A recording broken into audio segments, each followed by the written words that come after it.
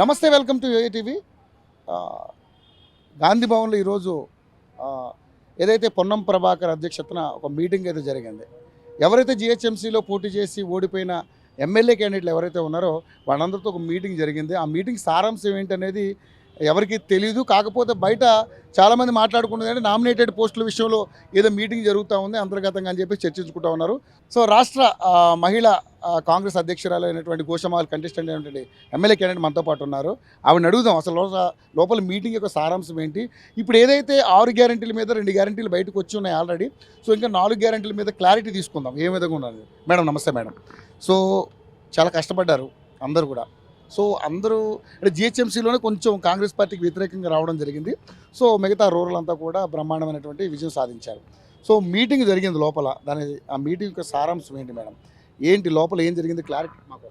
లోపల చెప్పిన అన్ని కాన్ఫిడెన్షియల్ కాబట్టి చెప్పడానికి లేదు. కానీ కాకపోతే ఇక్కడ వచ్చిన రిజల్ట్స్ చూసినట్టయితే మా కార్యకర్తలు మరి ఎక్కడ వెనుకంజ వేశారు, ఎందుకు వేశారు అంటే ఇప్పుడు చాలామంది వేరియస్ పార్టీస్ నుంచి వచ్చి జాయిన్ అయినారు కూడా మా దాంట్లో. సో మరి ఎక్కడ అక్కడ లోటుపాటు జరిగింది అనే దానిపైన చర్చ జరుగుతుంది. రెండోది కాంగ్రెస్ పార్టీ డబ్బులు పంచలేదు వాస్తవంగా చెప్పాలంటే. బీఆర్ఎస్ బీజేపీ నాయకులకు ఫండ్ కూడా చాలా వచ్చింది స్టేట్ గవర్నమెంట్ సెంట్రల్ గవర్నమెంట్ నుంచి. సో వాళ్ళు అత్యధికంగా డబ్బులు పంపిణీ చేశారు. కానీ ఈరోజు సోకాల్డ్ ఆ పార్టీ నుంచి పార్టీకి వచ్చిన వాళ్ళందరూ కూడా మళ్ళీ మా పార్టీ నుంచి వెళ్ళిపోయిన వాళ్ళందరూ మళ్ళీ తిరిగి వస్తున్నారు. కానీ వాళ్ళని ఎంతవరకు నమ్మొచ్చు మరి మేము కూడా అనేది ఆలోచించాల్సిన విషయం. రెండోది ఏంటంటే టికెట్ ఎవరికి వచ్చినా కాంగ్రెస్ లోగో మీద వచ్చినప్పుడు అందరూ పనిచేయాల్సిన అవసరం ఉండే. కానీ ఉంటూ అంటే పార్టీలోనే ఉంటూ పార్టీకి వెన్నుపాటు అదేంటారు కదా వెన్నుపోటు పొడవడం అనేది నేను ఖండిస్తున్నాను. దాంట్లో ప్రక్షాళన చేయాల్సిన అవసరం చాలా ఉంది. అది గ్రాస్ రూట్ లెవెల్ నుంచి ఒక రాష్ట్ర మహిళా కాంగ్రెస్ అధ్యక్షురాలుగా 35 జిల్లాలలో నేను మండల్ బ్లాక్ బూత్ వేస్తూ ఏ విధంగా అయితే వచ్చానో నా దగ్గర నుంచి మహిళా కాంగ్రెస్ నుంచి నెగిటివ్ ఎక్కడలేదు. నా చెల్లెళ్ళందరూ కూడా ప్రతి జిల్లాలో పనిచేశారు. ప్రతి ఒక్క అభ్యర్థి ఎవరైనా సరే బీఆర్ఎస్ నుంచి టికెట్ ఇచ్చినా, బీజేపీ నుంచి టికెట్ ఇచ్చినా, ఏ పార్టీ నుంచి టికెట్ ఇచ్చినా, ఒక ఇండిపెండెంట్కి టికెట్ ఇచ్చినా కూడా మా చెల్లెళ్ళు అందరూ పనిచేశారు. నేను ఒక సిస్టమ్ డెవలప్ చేశాను. ఆ సిస్టమ్ ప్రకారం వాళ్ళు పనిచేసుకుంటూ వచ్చారు. కానీ ఇక్కడ చూసినట్టయితే గత గోషామైల్లో 9 ఏళ్ళగా పార్టీ పడుకున్నది. రెండోది బూత్ లెవెల్కి వచ్చేవరకు నేను 20 రోజులలో డివిజన్ ప్రెసిడెంట్లు వేయడము, బ్లాక్ ప్రెసిడెంట్లు వేయడము, దాంతోపాటు 235 బూతులలో నేను ఎత్తికి నా కార్యకర్తలందరినీ నిద్రలేపి తీసుకొచ్చి కూర్చోబెట్టడం అనేది నా ఘన విజయం అని నేను అనుకుంటా. నేను ఓడిపోయినాను ఎక్కడ అనుకోను. కాకపోతే నేను అడుగుతుంది ఏంటంటే ఈ మీటింగ్లో నేననే కాదు ఇక్కడ కూర్చున్న సోకాళ్ళు మొత్తం ఓడిపోయిన అభ్యర్థులందరికీ కూడా వెన్నుపోటు పొడిచింది కాంగ్రెస్ కార్యకర్త కార్యవర్గం నుంచే జరిగింది అనేది ఒక అభిప్రాయం అంటూ తెలియజేయడం జరిగింది. సో అదంతా ప్రక్షాళన చేయడానికి టోటల్గా ఇన్ఛార్జ్ మాకు ఇస్తే బెటర్గా ఉంటుంది. మేము మా క్యాండిడేట్స్ని సెలెక్ట్ చేసుకొని రేపొద్దున గ్రాస్ రూట్ లెవెల్ నుంచి పనిచేసే అవకాశం ఉంటుంది. సో అది మేము చేసుకోవాలని అంటే ఖచ్చితంగా మాకు ఆ లైజనింగ్ ఉండాలి. ఇప్పుడు ఏ ఆఫీసర్ మాకు వినాలన్నా కూడా ఇప్పుడే ఫర్ ఎగ్జాంపుల్ చార్మినార్ అభ్యర్థి పైన కేసు పెట్టుతున్నారు. ఎంఐఎం నుంచే కానీ బీజేపీ నుంచే కానీ ఆటుపోట్లు ఎదురవుతాయి. సరే మరి మేము ఏ విధంగా మా కార్యాచరణ రూపొందించుకోవాలనేది మాకు సంబంధించినవి కొన్ని వారు ముందు పెట్టాం. అవన్నీ కూడా పొన్నం ప్రభాకర్ గారు ఇన్ఛార్జ్ అయినప్పటికీ రేవంత్ రెడ్డి గారితో డిస్కస్ చేస్తానన్నారు, సీఎం గారితో. ఎందుకంటే చాలా ఇన్ని ప్లేసెస్లో హైదరాబాద్ సికింద్రాబాద్ ఓడిపోవడం కారణం అంటే ఇది చాలా సిగ్గుచేటు మాకు కూడా. అంటే ఎక్కడ జరిగింది ఏం జరిగింది అనేది గ్రాస్ రూట్ లెవెల్ కార్యకర్తలని మేము ఏ విధంగా పైకి తీసుకురావాలి, ఏ విధంగా మేము సెలెక్ట్ చేసుకోవాలి, వాస్తవంగా ఉన్న వాళ్ళు ఎవరు పని చేస్తున్నారు పని చేయలేదు అంటే పేరుకు మాత్రం నేను ఇక్కడ నుంచి ఆస్పిరెంట్ నేను అక్కడ నుంచి ఆస్పిరెంట్ అని చెప్పేసి అని ప్రతి ఒక్కరూ మరి ఆ రోజు వేసిన వాళ్ళందరూ మరి ఎందుకు పని చేయలేదు? ప్రతి ఒక్కరు తిరగాల్సిన అవసరం ఉన్నప్పుడు ఎందుకు తిరగలేదు? మరి అట్లాంటి వాళ్ళపైన ఎట్లాంటి చర్యలు ఉంటాయి? మరి ఈరోజు ఎట్లాంటి వాళ్ళ మీద చర్యలు ఉండొద్దు అని అన్నప్పుడు మరి ఏ విధంగా వాళ్ళు పనిచేస్తారు? మరి రేపు పొద్దున ఇది నా కాన్స్టిట్యుయెన్సీ అని చెప్పుకునేటోళ్ళు సోకాల్డ్ కాన్స్టిట్యుయెన్సీలో ఎక్కడ కనపడలేదు. మీరు నా పాదయాత్ర చూడండి. సో నేను అట్లాంటి వాళ్ళందరినీ కూడా పక్కకు పెట్టాలని అనుకుంటున్నాను. కాబట్టి మరి మా ముఖ్యమంత్రి గారు అలా లైజనింగ్ ఇచ్చి మాకు టోటల్గా ఇన్ఛార్జ్కి ఇచ్చి అది ప్రక్షాళన చేయడంలో మరి ఇప్పుడున్న వాళ్ళని మార్చుకోవాలని మేము అనుకుంటున్నాము. నా ఒక్కరి అభిప్రాయమే కాదు, అక్కడ కూర్చుని అందరి అభిప్రాయం. కాబట్టి దాని మీద ఒక నిర్ణయం తీసుకొని ముందు చెప్తానని చెప్తున్నాను. సునీతారావు గారు, ఇంకా కోర్టు వ్యవస్థ కాంగ్రెస్ పార్టీలో ఉందని మీరు నమ్ముతున్నారు? 100% ఉంది. ఎందుకు లేదు? ఉన్నది. చేసేవాళ్ళు చేస్తారు. కానీ అభ్యర్థిని అనేది కరెక్ట్గా ఎంచినారు. ఎందుకంటే గోషామహల్లో నన్ను ఎంచడం అంటూ దానికి ఒక ప్రత్యేకత ఉన్నది. ఎందుకంటే గత 9 ఏండ్లుగా 17 మంది ఆస్పిరెంట్స్ ఉన్నా కూడా నాకు పార్టీ టికెట్ ఇవ్వడము, రేవంత్ అన్న నన్నే ఎందుకు ఎంచినారు అనే దానికి కూడా కారణం ఉంది. కాకపోతే ఆ కారణము కరెక్ట్గా నేను వెళ్ళిన ఇప్పుడు తెలిసింది కదా, వారికి కూడా ముఖ్యమంత్రి గారికి కూడా తెలిసింది, ఇన్ఛార్జీలకు కూడా తెలిసింది ఎవరు తిరిగినారు ఎవరు తిరగలేదు. నేను సో కాల్డ్ అని చెప్పేసి అని చైర్మన్లే కానీ అక్కడ ఉన్న డివిజన్ ప్రెసిడెంట్సే కానీ బ్లాక్ ప్రెసిడెంట్లే కానీ ఎవరు కూడా పని చేయలేదు. నాకు వాస్తవంగా పని చేసినట్టు నటించినారు, అంతే నటించినారు. వాళ్ళు ఏ లబ్ధి పొందాలో పార్టీ నుంచి అది పొందినారు కాబట్టి వాళ్ళకి ఎట్లాంటి నామినేటెడ్లు రాకుండా కూడా నేను ఖచ్చితంగా కొట్లాడతాను. ఎందుకంటే ఎప్పుడైతే పార్టీకి వెన్నుపోటు పొడిచిన వాళ్ళకి మాత్రం ఎట్లాంటి పదవులు ఇవ్వద్దని చెప్పి నేను ముఖ్యమంత్రి గారిని కూడా కోరుతున్నాను, ఇన్ఛార్జ్ గారిని కూడా కోరుతున్నాను, పొన్నం ప్రభాకర్ గారిని. ఎందుకంటే మాకు ఇబ్బంది అయింది, లేకపోతే ఈరోజు నేను గెలిచేదాన్ని గోషామహల్లో. నాకు పాజిటివ్గా రిపోర్ట్ ఉన్నప్పుడు, ఇంటెలిజెన్స్ రిపోర్ట్ ఉన్నప్పుడు మన వాళ్ళు మనల్ని ఓడించడం అది ఎంతవరకు కరెక్టు. సో అది తప్పు జరిగింది కాబట్టి అట్లాంటి వాళ్ళని ఎందులో కూడా కన్సిడరేషన్ ఇవ్వద్దు అని చెప్పి ముఖ్యమంత్రి గారికి నేను ప్రాధేయపడుతున్నాను. ఒక ముఖ్యమంత్రి కూడా జెడ్పీటీసీ దగ్గర నుంచి ఈ లెవెల్కి వచ్చి చాలా మొండిగా పనిచేస్తున్నాడు. ఒక రాష్ట్ర మహిళా కాంగ్రెస్ అధ్యక్షురాలు కూడా నేను కూడా మొండిగా పనిచేస్తున్నాను. నా చెల్లెళ్ళందరినీ ఒక ట్రాక్లో పెట్టడంలో నేను సక్సెస్ఫుల్ అయ్యాను, కానీ మరి గోషామహల్లో ట్రాక్ పెట్టడంలో నేను ఎందుకు ఫెయిల్ అయ్యాను?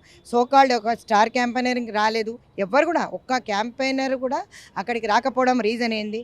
అది కూడా ముఖ్యమంత్రి గారికి కూడా నేను అడిగాను. నేను వచ్చి ఇక్కడ 5 మంది మెంబర్స్కి రాశాను. ఎక్కడ రేవంత్ రెడ్డి గారు, షబ్బీర్ అలీ గారు, ఇమ్రాన్ ప్రతాప్ గడి గారు, రాహుల్ గాంధీ గారు ఇక్కడ వరకు నాంపల్లి వరకు వచ్చినప్పుడు గోషామహల్కి రావడంలో ఎందుకు మరి విముఖత చూపించినారనేది కూడా నాకు ఆన్సర్ తెలిసి ఉండాలి. ఇప్పుడు నేను ప్రక్షాళన చేస్తాను, ఎంత పని చెప్పినా నేను చేస్తాను. నేను రాష్ట్ర మహిళా కాంగ్రెస్ అధ్యక్షురాలుగా వెనుకపోలే. రేవంత్ అన్న నన్ను ఎంచడంలో ఏం మర్మం ఉందో నాకు తెలియదు, కానీ చాలా నేర్పించింది గోషామహల్ నాకు. కానీ పార్టీని వాడుకొని పార్టీని అన్ని విధాలా ఏ విధంగా 21 తారీఖు నుంచి 30 తారీఖు వరకు నుంచి నిద్రపోయిన వాళ్ళు కూడా అందరు లేచి వచ్చి పార్టీ బూతులలో కూర్చున్న పరిస్థితి కూడా చూడడం జరిగింది. కాకపోతే న్యాయం అంటూ మాకు చేయకుండా పక్క పార్టీకి చేసిన చూడండి, దాన్ని నేను ఖండిస్తాను. కాబట్టి నేను వాళ్ళందరినీ ఎంచి మళ్ళీ వేయాలంటే చాలా టైం పడుతుంది. It is not an easy job. కాబట్టి దానికి మొత్తంగా టోటల్గా నాకు ప్రక్షాళన చేసే అవకాశం నాకు ఇస్తే ముఖ్యమంత్రి గారు, పిసిసి అధ్యక్షులు, నేను ముందుండి పనిచేస్తా. లేదంటే మాత్రం ఆ బాధ్యతలు ఇంకెవరికైనా అప్పచెప్పమని కూడా చెల్లియడం జరిగింది. కానీ అటువంటి వాళ్ళని గుర్తించారా? ఎందుకంటే మీరు ఈరోజు ఓడిపోవడానికి మీ కింద ఉన్నటువంటి కార్యకర్తలు మీరు వాళ్ళే నాకు ఇంత కష్టం తెచ్చి పెట్టారు, లేదా గెలిచే క్యాండిడేట్ అని మీరు ఇంత కంఠాపదంగా చెప్తున్నప్పుడు అటువంటి వారిని గుర్తించి మీరు ఎందుకు రేవంత్ రెడ్డి గారి సమక్షంలో పెట్టలేకపోతున్నారు? సహకరించట్లేదా మీకు వాళ్ళందరూ? ఎవరు కూడా వాళ్ళందరూ సహకరించడం కాదు, పేరుకి మాటలు మాట్లాడితే కుదరదు కదా. నేను అదే చెప్తున్నాను, ఒక రాష్ట్ర మహిళా కాంగ్రెస్ అధ్యక్షురాలుగా నేను పని చేసి చూపించాను. వాళ్ళు అరాకొరా పని చేసిన వాళ్ళంతా, మొత్తం పని చేసిన వాళ్ళు ఎంతమంది ఉన్నారు చెప్పండి? ఈ ఉన్న ఆస్పిరెంట్స్లో ఎంతమంది పని చేసినారు? ఈ 9 ఏళ్ళ గత 9 ఏళ్ళ గోషామహల్లో ఎంతమంది పని చేసినారు? ఏ టాస్క్ పైన కొట్లాడినారు? మళ్ళీ రాజాసింగే ఎందుకు గెలిచినాడు అక్కడ? మరి ఈరోజు వీళ్ళందరూ కూడా నిలబడిన వాళ్ళందరినీ బూతులలో కూర్చోబెట్టినాను కదా, సక్సెస్ఫుల్గా బూత్లో కూర్చోబెట్టిన వాళ్ళు ఓట్లు ఎందుకు ఏపీయలేకపోయినారు? కాంగ్రెస్ కరుడు కట్టిన కార్యకర్త అయితే మరి ఎందుకు వెన్నుపోటు పొడిచినారని నేను అడుగుతున్నా. సో ఇది నేను ఒకటే మాట మాట్లాడుతుంది ఏంటంటే, ప్రక్షాళన అనేది చాలా ఇంపార్టెంటు. చచ్చిపోయిన దగ్గర మళ్ళీ మనం లేపి కూర్చోబెట్టిన దగ్గరికి అవకాశం ఎవరికి ఇచ్చినా నాకు సంతోషమే. నాకు ఇస్తే మాత్రం నా స్ట్రాటజీ ఆఫ్ వర్కింగ్ వేరే ఉంది. ఇప్పుడు రేవంత్ రెడ్డి గారు ఏ విధంగా పనిచేస్తున్నారో నేను అదే అనుకుంటాను. ఒక అన్నకు ఒక చెల్లెలు కూడా అదే విధమైన స్ట్రాటజీతో పనిచేస్తున్నాను. నన్ను హ్యూమిలియేట్ చేసిన, అవమానించిన, హరాస్మెంట్ చేసినా కూడా నేను ఏ రోజు తగ్గకుండా 4 నుంచి 10 గంటల వరకు తిరిగిన. ఎవడు వచ్చినా ఎవరు రాకపోయినా. ఈరోజు సో కాల్డ్ ఉన్న చైర్మన్లే పని చేయలేదు, నాకు డివిజన్ ప్రెసిడెంట్స్ పనిచేయలేదు. వచ్చిన వాళ్ళందరూ కూడా ఫోటోషూట్కి వచ్చి నా సోషల్ మీడియా వాడుకొని అంతే నేను ఉన్నాను అని చెప్పి పక్క పార్టీ నుంచి డబ్బులు తీసుకోవడం అనేది నేను చాలా ఖండిస్తున్నాను. ఇది this is very wrong, this is not correct ethics. ఆ కరెక్ట్ ఎథిక్స్ అనేది స్ట్రాటజిక్. కరుడు కట్టిన కార్యకర్తని నన్ను ఏ విధంగా మహిళా కాంగ్రెస్ అధ్యక్షురాలుగా చేశారో, ఏఐసిసి మెంబర్ని చేశారు, పిఈసి మెంబర్ని చేసినాను.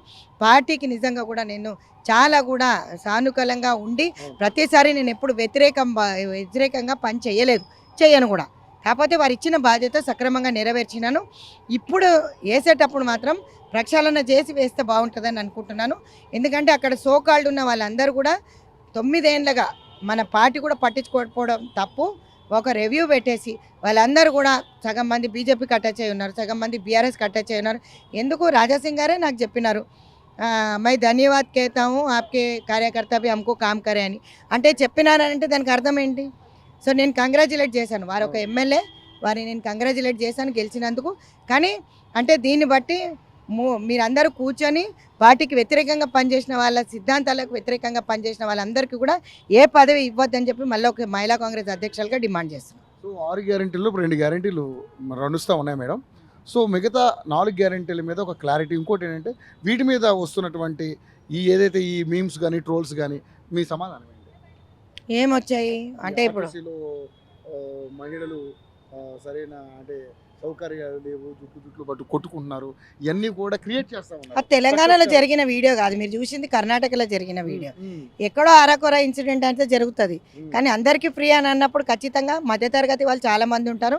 మీకు తెలిసి బిలో పవర్టీ లైన్ అయితే ఇంకా ఉంటారు. కాబట్టి నేను అదే చెప్తున్నాను, ఆటో డ్రైవర్స్ అందరిని నెగేసి కేసీఆర్ పంపిస్తున్నాడు కదా, పోయి కొట్లాడిపోండి అని. మరి 100 రూపాయలు ఇచ్చినప్పుడు కేసీఆర్ ఎందుకో కొట్లాడలేదు? నేను 100 రూపాయలు పెట్టుకొని గాంధీ భవన్ నుంచి మోజంజా మార్కెట్ తిరిగినప్పుడు ఆ రోజు కేసీఆర్కి కానీ కేటీఆర్కి కానీ నోరు లేకుండానే మాట్లాడడానికి. మరి ఆ రోజు ఎందుకు మాట్లాడని కేసీఆర్ ఈ రోజు ఆటోలను ఎగేస్తున్నాడు? మరి ఆ రోజు వాళ్ళు లబ్ధి పొందింది కదా ఆటోలు, ఈరోజు మా మహిళలు లబ్ధి పొందితే వీళ్ళకి కడుపు మాటలు వేస్తుందా? మరి ఆయన జోబుల నుంచి తీసిస్తలేడు కదా. ఈరోజు సీఎం గారు రేవంత్ రెడ్డి గారు ఇట్లాంటిది ఫస్ట్ గ్యారంటీ ఇంప్లిమెంటేషన్ చేసినందుకు సంతోషపడేది పోకుండా మళ్ళీ ఇంకా దీనిపైన ఒక కమిటీ దానిపైన ఒక కమిటీ వేసుకుంటా వీళ్ళు ఏం చేసినా ఎంపీ ఎలక్షన్లో వాళ్ళకి ఎవ్వడు ఓటేయడు. 100 రోజులలో ఖచ్చితంగా 6 గ్యారంటీలు ఇంప్లిమెంటేషన్ అవుతాయి. అండ్ 100% వీళ్ళందరూ కూడా పెద్ద పీట వేస్తారని చెప్పి కోరుకుంటున్నా. 2500 రూపాయలు ఇప్పుడు బ్యాంకు అకౌంట్లో మహిళలకు వేస్తారని చెప్పేసి మాట్లాడుతున్నారు. సో నిజంగానే మరి ఈ అన్నింటి మీద ఏమైనా కండిషన్ సప్లైస్ ఏమైనా పెడతా ఉన్నారా? ఓన్లీ రేషన్ కార్డు దారులకేనా, ఇంకా వేరే వాళ్ళకి కూడా ఏమైనా అవకాశం? కాదండి, ఇప్పుడు చాలా మందికి రేషన్ కార్డ్స్ లేవు. కాకపోతే ఇవన్నీ స్కీమ్స్ ఇంప్లిమెంట్ చేయాలంటే వాళ్ళ ఇన్కమ్ సర్టిఫికేట్ చూస్తాము, బిలో పావర్టీ లైన్ ఎంతమంది ఉన్నారు చూస్తారు, దొంగ రేషన్ కార్డులు అన్నీ ఎత్తేయాలి. So there are several things to be looked about. అన్నీ చూడాల్సి వస్తుంది. ఇప్పుడు ఉన్నాయి కదా అని అందరిస్తే డూప్లికేట్ ఓట్లు ఎట్లున్నాయో డూప్లికేట్ రేషన్ కార్డులు కూడా అన్నీ క్రియేట్ చేసినారు టీఆర్ఎస్ గవర్నమెంట్లో. సో బీఆర్ఎస్ పార్టీ నిజంగా కూడా చిత్తశుద్ధి ఉంటే ఇవన్నీ ఏరేయాల్సింది. డూప్లికేట్లు ఓట్లే ఏరేయలేని వాళ్ళు ఇప్పుడు ఈ రేషన్ కార్డులు వేరేత అంటే చాలా డిఫికల్ట్ టాస్క్ అది రేవంత్ రెడ్డి గారికి. సో దానిపైన ప్రక్షాళన జరుగుతుంది, ఆఫీసర్లను నియమించాం. కాబట్టి అందుకే మనం కొత్త రేషన్ కార్డ్స్ అంటూ ఇచ్చినప్పుడు మనము ఏ విధమైన కండిషన్స్ అప్లై అని అంటే వాళ్ళ ఇన్కమ్ సర్టిఫికేటే కానీ వాళ్ళు ఏం పని చేస్తున్నారు, 500కే సిలిండరే కానీ 2500 పథకం పేద ప్రజలకు పోవాలి అంటే ప్రక్షాళన చేయాల్సిందే. కాబట్టి ఇవన్నిటి మీద ప్రక్షాళన జరుగుతుంది, ఆల్రెడీ స్టార్ట్ అయింది.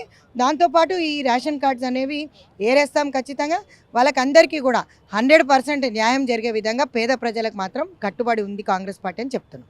ఆఫ్టర్ పార్లమెంట్ ఎలక్షన్ తర్వాత మీ ప్రభుత్వాన్ని పడగొడతా ఉన్నట్టుగా కొన్ని వార్తలు వాళ్ళే క్రియేట్ చేస్తూ ఉన్నారు. సో ఏంటి దీని మీద మీ సమాధానం ఏంటి? అంటే కొవ్వెక్కి కొట్టుకుంటారు అంటారు కదా, ఇది అట్లే ఉందన్నమాట. ఈ బల్పు అది మరిచి పెట్టుకుంటే బాగుంటుంది అనుకుంటా నేను. ఎందుకంటే మాట్లాడకూడదు కానీ ఒక రాష్ట్ర మహిళా కాంగ్రెస్ అధ్యక్షులుగా, ఎందుకంటే దోచుకున్న సొమ్మంతా ఏం చేయాలో అర్థం కావట్లేదు కదా. ఇప్పుడు డిఫిసిట్లు వెళ్తున్నాయి కదా, ప్రతి ఒక్క సీనియర్ మంత్రి నాయకులందరూ కూడా ఈరోజు మొత్తం బయటికి తీసుకొస్తున్నారు. ఎంతెంత ఎన్ని వేల కోట్లు దొబ్బేసినారు, ఎన్ని వేల కోట్లు తినేసినారు అనేది ఒక శ్వేతపత్రం అనేది, వైట్ పేపర్ అనేది రిలీజ్ చేసినారు. ముఖ్యమంత్రి గారు రిలీజ్ చేసిన అంకెలన్నీ సంఖ్యాబలం అంతా కూడా మేము తేలేదు అవన్నీ గవర్నమెంట్లో. అందుకే ఆయన పవర్ పాయింట్ ప్రాజెక్టు ప్రెజెంటేషన్ పెట్టుకున్నాడు కదా కేటీఆర్. ఎందుకు అంత మేము చెప్తున్నాం కదా, అది ఉన్న మీ ఫిగర్స్ అన్న ప్రిన్సిపల్ సెక్రటరీలు అధికారులు ఇచ్చినాయి కదా, రేవంత్ రెడ్డి గారు సృష్టించలేదు. అది నేను అదే చెప్తున్నాను. అవన్నీ కూడా వేల కోట్లు అన్నీ కూడా తీయాల్సి వస్తుంది. It is very much required for the government to remove all those things. ఎన్ని వేల కోట్లు మింగారు, ఎన్ని వేల కోట్లు మేము కక్కించాలి అనేది రాబోయే కాలంలో చేయాల్సిన పని అదే. ఎవరి మీద ఏం కేసులు పెట్టాలి, ఎందుకంటే మేము ఏదో కష్టపూరిత రాజకీయం కాదు. మరి లెక్కలు ప్రజల సొమ్ము కదండి దోసుకు తిన్నది. ఆ లెక్కలు అయితే ఎందుకు అది చేయాల్సిన అవసరం లేదు కదా.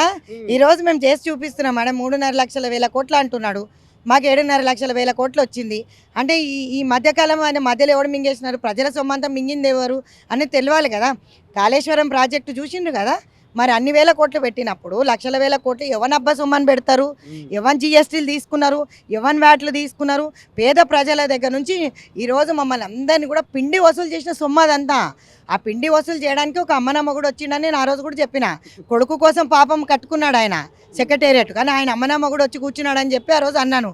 ఎందుకన్నాను, ఇందుకే అన్నాను, ఎందుకంటే మాకు కూడా కొన్ని లెక్కలు ఉంటాయి కదా. ఈరోజు మొత్తం ఎవడొచ్చినా సరే ఏ ప్రక్షాళన చేయలేని పరిస్థితిలో ఉండాలి గవర్నమెంట్. వాడు 6 నెలలు వెళ్ళిపోతారు, 3 నెలలు అంటే వాళ్ళు క్యాల్కులేట్ చేస్తున్నారు. మేము కూడా క్యాల్కులేట్ చేస్తున్నాం, ఎన్ని వేల కోట్లు దోసుక తిన్నారో అవన్నీ బయటకు తీయాలి, అవన్నీ ప్రజలే మళ్ళీ ప్రజలకు తిరిగి ఇవ్వాలనేది మా ఆకాంక్ష. దాంట్లో ఏం తప్పు లేదు కదా తమ్ముడు. సో ఈయన కొడుకు ఎంత మింగినాడో ఆయనకు సంబంధించిన మా సీఎం రేవంత్ రెడ్డి గారు కూడా ఉన్నారు అక్కడ. ఖచ్చితంగా అందరు మంత్రులు కలిపి తీసి లెక్కలేసి బరాబర్ లెక్క హిసాబు చేసి ప్రజల సొమ్ము ప్రజలకు మళ్ళీ తిరిగి వచ్చేటట్టు.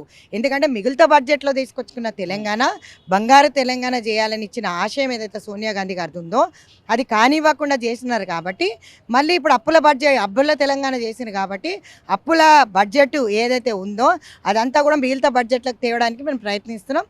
చూద్దాం, దేవుడు సహకరిస్తాడనే కోరుకుంటాను. థ్యాంక్ యూ అండి, థ్యాంక్ యూ సో మచ్. ఆమె ఓడిపోవడానికి గల కారణాలు చెప్పి ఆవిడ చాలా బాధపడతా ఉన్నారు. సో కాంగ్రెస్ పార్టీలో ఇంకా కోవర్ట్ రాజకీయాలు జరుగుతూనే ఉన్నాయి. నా ఓటమికి కారణం ఆ కోవర్ట్ రాజకీయాలే అని చెప్పేసి ఆవిడ చాలా బాధ వ్యక్తం చేస్తూ ఉన్నారు. సో మరి ఏం జరుగుతుందో చూద్దాం. మరి దీని మీద మరి ముఖ్యమంత్రి గారు ఏమన్నా దీని మీద ఏమన్నా చర్య తీసుకుంటారా లేదా అనేది చర్య తీసుకోవాలని కూడా ఆమె కోరుకుంటా ఉన్నారు. సో చూద్దాం ఏం జరుగుతుంది.